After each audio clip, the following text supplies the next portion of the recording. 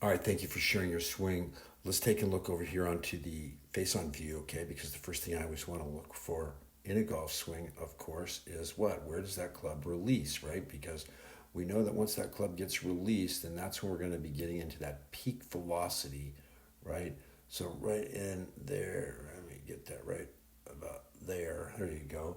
Okay, the club is fully getting released right here, right? This club head is now caught up to your wrist. So we want to take and move this release point a little bit more forward so that we can take and generate more speed, right? More speed equals more distance. More distance makes the golf hole easier. And that, of course, is what we're interested in. So let's figure out how to take and get that release point forward and figure out why we get there. So if we move over to the down the line look, okay, I'm going to send you some videos and some instruction on talking about posture, right? Because I'd love to see you change this angle right here, right? When you don't have enough, the right bend, you have to be able to take and get the right bend through your lower hips and pelvis up into your rib cage so you can get the club to rotate on plane. When we see this look where you're quite upright here, your wrist here, we're pretty much guaranteeing that this club is going to take and start to swing around your hands, right? And you can see the, you know, you can see the space starting to get in there between your lead arm, right? It's coming disconnected, and you can obviously see the shaft getting pulled too far inside and around your frame, right? So swing is what if we said, in a nutshell, what does it need? It needs more rotation, right? So we're gonna work on rotation, but we have to fix the posture first, okay?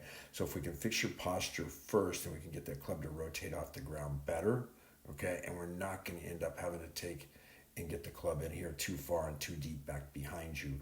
Once it gets too far back behind you over here, let's move over to this side. Here, you don't have a lot of responses for how to get out of that, right? And in your particular case, your response is going to be, let me run this video down here. Your response is going to be, you're going to slide out of the way, right? And try to get some space over there to get your arm back in front of your frame.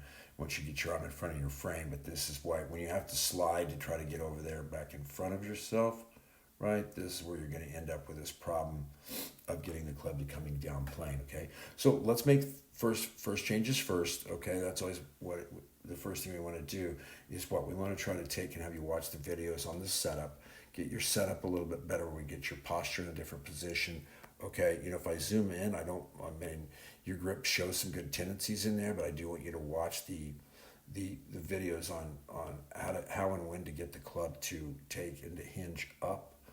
As we watched your hand path, when you start in here, you'd probably be better off at this point in time if you were utilizing your wrist and you had the club head up here instead of down in that area there, okay? That would help make things a lot better for you because then we started to get your trail arm working more upward, okay, and less around. So I'll look forward to the changes you made. Watch the videos I share with you, and I'll see you at the next lesson.